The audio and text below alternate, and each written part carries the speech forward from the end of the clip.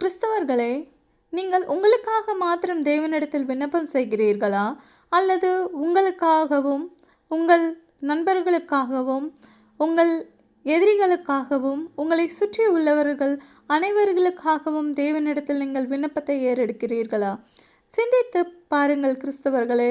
கிறிஸ்தவர்கள் எப்பொழுதும் சுயநலவாதிகளாக இந்த உலகத்தில் காணப்படாதபடி தேவன் நம்மை வைத்திருக்கிறார்.